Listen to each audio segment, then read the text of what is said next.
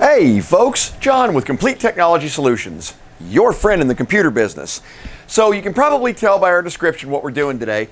I wanted to do a little bit of house cleaning for you guys, and first of all, for our new pepperball crowd that seem to love those pepperball guns, man, I got two that came in yesterday, one of which is one of the widest used pepperball guns on the planet, and they sent me one to test. You guys, it's going to blow your mind.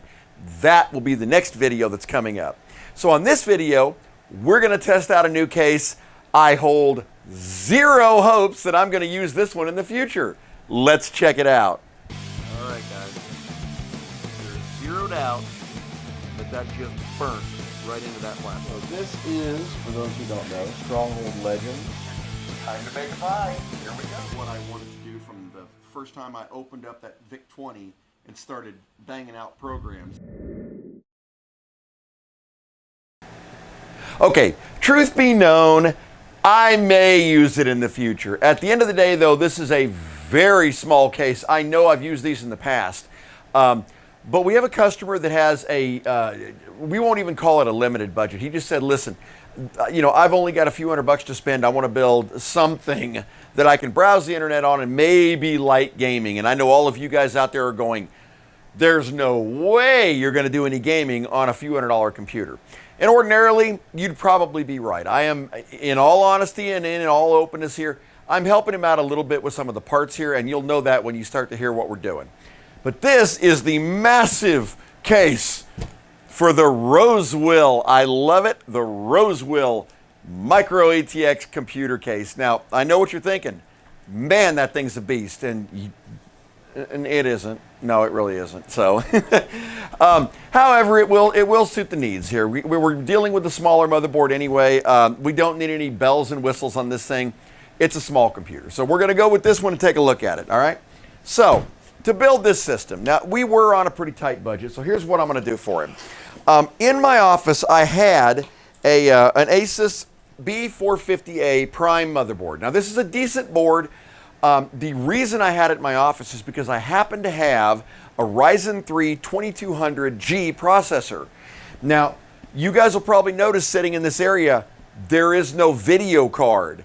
That's because the Ryzen 3 2200G has got the Vega 8 graphics. That's going to get us by on this build. It'll give him the option in the future, if he does want to add a decent video card to make this a decent gaming machine, to do that. But at this point in time, it's built on, it's cheap. I had it sitting here so I could give him a good deal. There you go. So now we're going to go ahead, we're going to use 8 gigs of RAM, and we are going to use Patriot RAM in a 2.4 gig configuration. Now that should give him, once again, a little more expandability on this thing. Obviously, he's going to probably at least want to take this thing up to 16. Once again, we're in a tight budget. So that's what we're going to do with that one. Now, for the primary hard drive on this, you guys all know we need some power, we need some speed, we got to add it somewhere, right? So what we're going to do is we're going to go with the M.2 from Silicon Power. Now this is a 512 gig Gen 3 M.2. This will at least add a little bit of punch to this system. And as you guys all know, if you're not running solid state or M.2, you're wrong as far as your primary drive. You've got to do that. So that's the primary. Secondary, I had one of these old 2.5-inch mechanical 1 terabytes.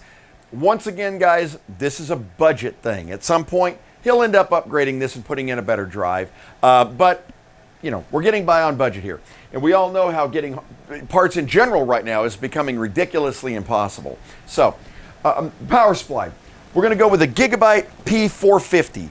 Since we're not running another video card that's requiring a silly amount of power, this ought to be 100% perfect for this.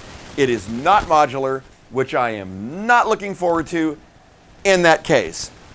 We are going to see what we can do with it. I am not looking forward to this, guys. I'm not going to lie to you. You guys know me. I am a cable junkie. I love to make it pretty.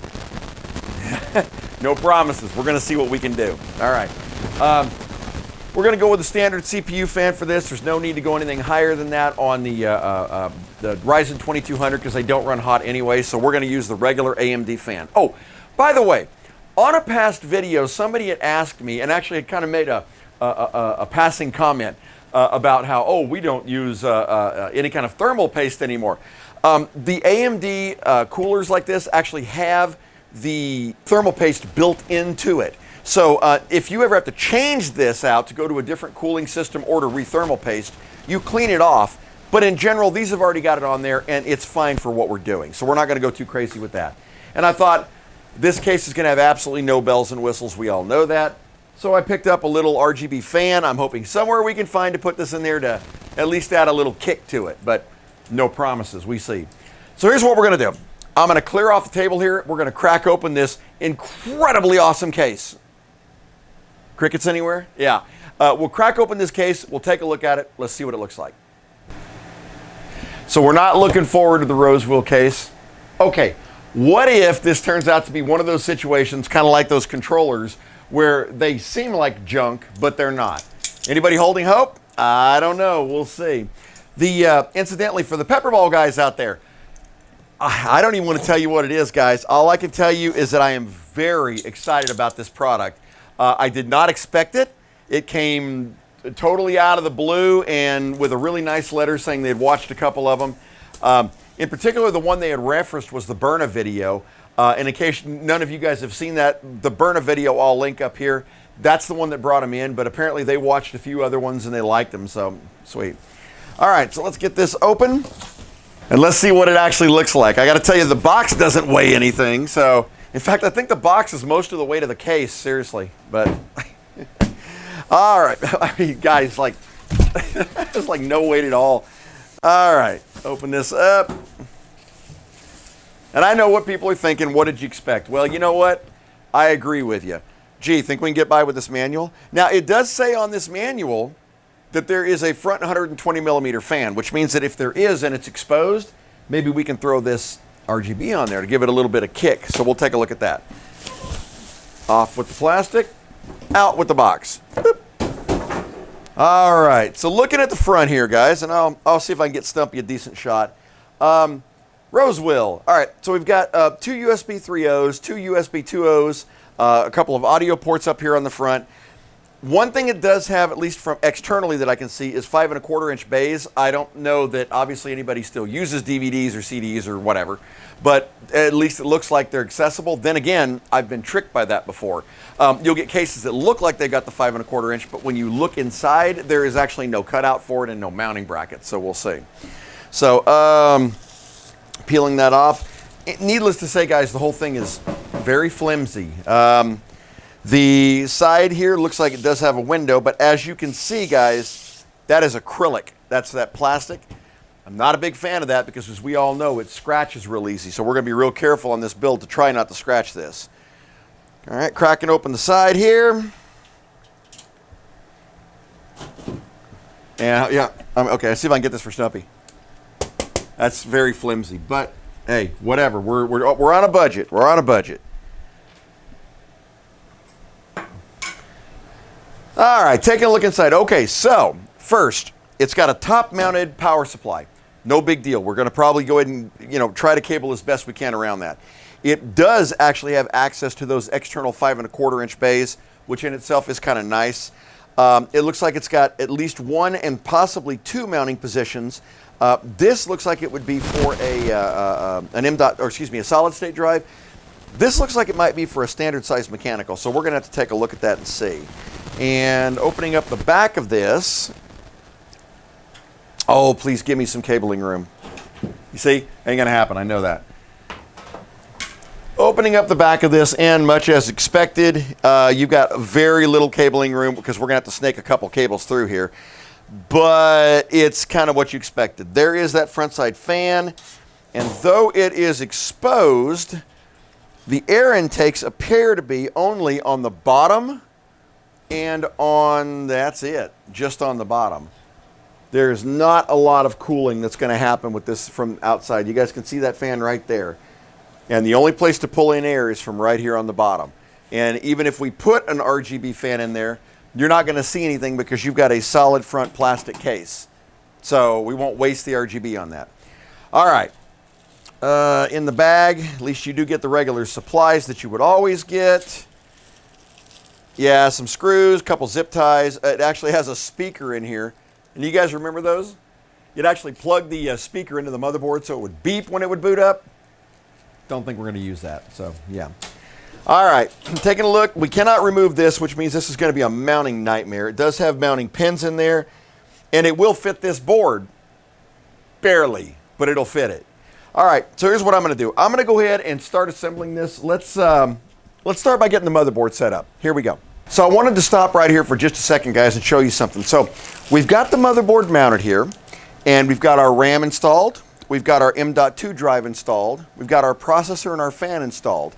At this point, what we're going to do is I'm going to go ahead and mount the power supply and the I/O shield in this case. Now, you know, guys, when it comes to cabling on this, my grandfather used to have a saying, and I know we've all heard it 1,000 times, that you can't put lipstick on a pig. Cabling something this tiny is going to be a challenge, so we're going to have to see what we can do on that. Let's pop out this power supply and see what we are dealing with, but I know that it is absolutely not modular. Guys, look at this. This is going to be fun. Look at this wad of cables behind this thing. Oh my gosh. All right, let's mount this in here and see what sort of pain we are actually in store for.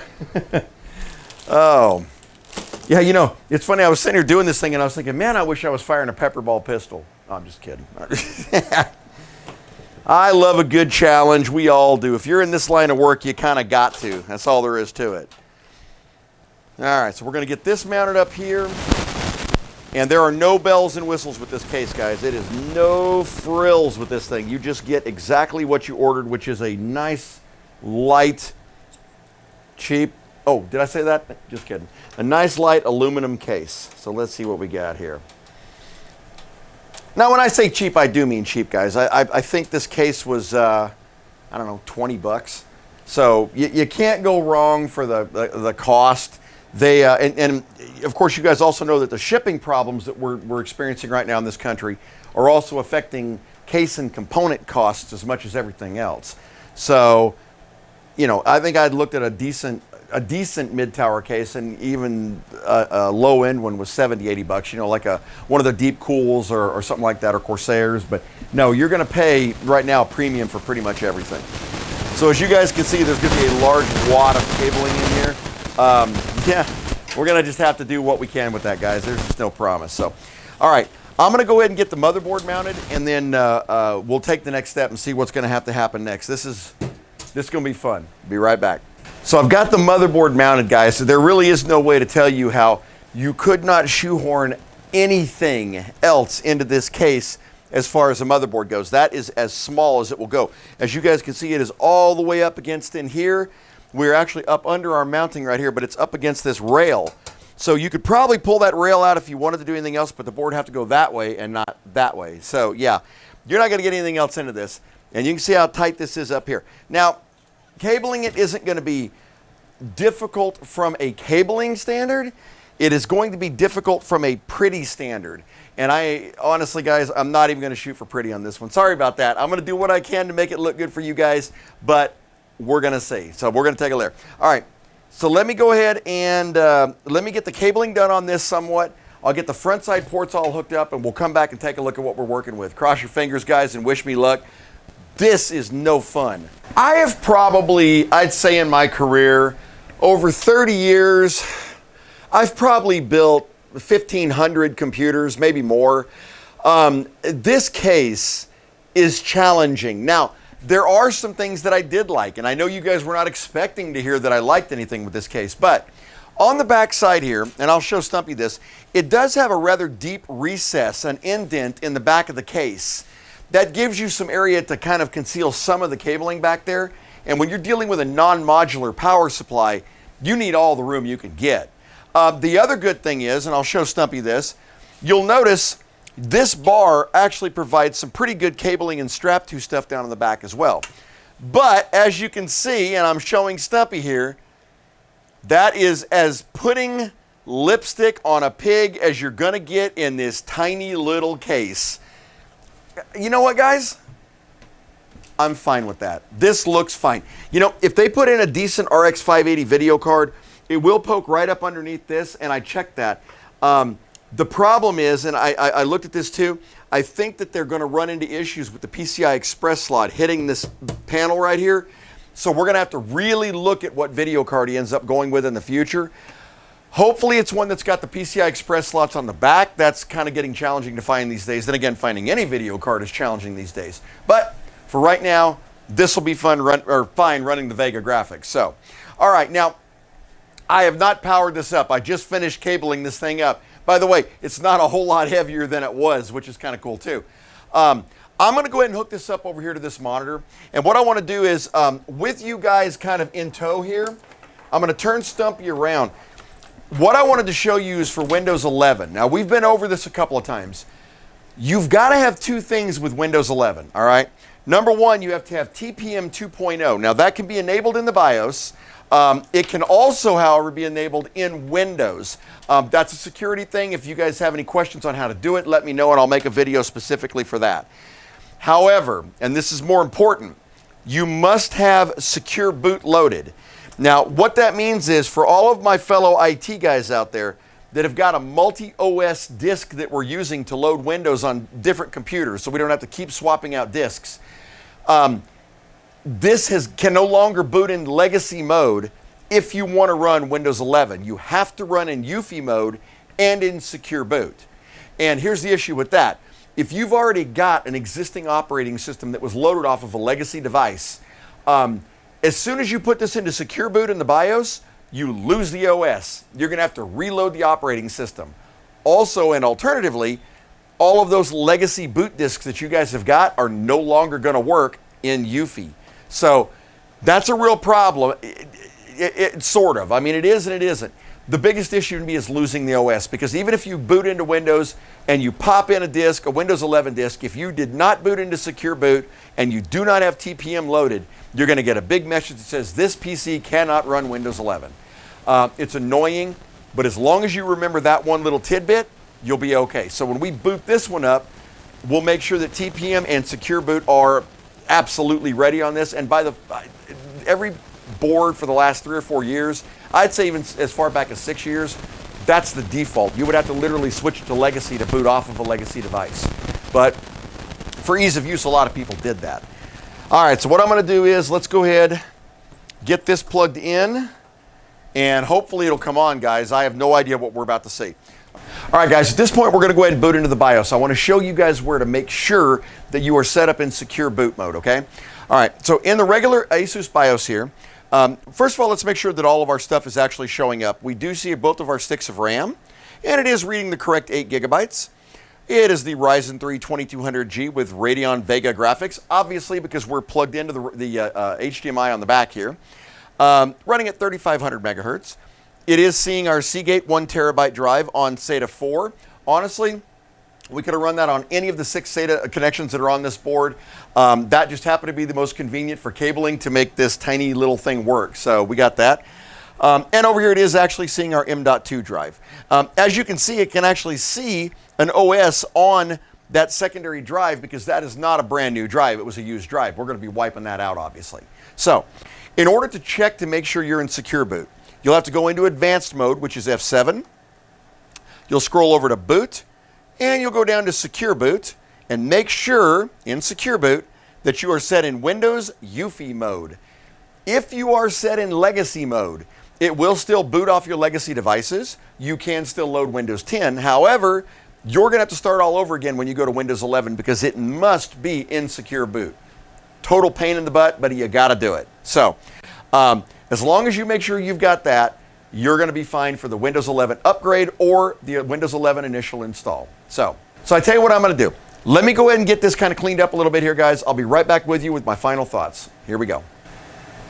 Well, there it is, guys. A very tiny little case. But as you can see, look, it's a cheap case. If you want to build a cheap computer and keep your costs down and you've got a nice micro or mini ATX board, this is going to be fine for you. It's not as bad as I thought it was going to be, which is great. I do think that since you've got this acrylic panel here, I would probably install a CPU cooling fan that had some sort of a light. That would be nice to at least see out of the side here, since you've got one little LED up front. Overall, it wasn't as bad as I thought, because there was some area to conceal cables, and this little bump in the back did make it a little more pleasant to cable. So it wasn't too terribly bad. All right, guys, well, listen, thank you so much for watching. The next video, you're not going to want to miss it. This is one that I've been waiting on. I did not expect it, but I am so excited it finally came. So thank you guys for watching. Have a fantastic week and a great weekend. If you're in the area, come by and see us. Bye-bye.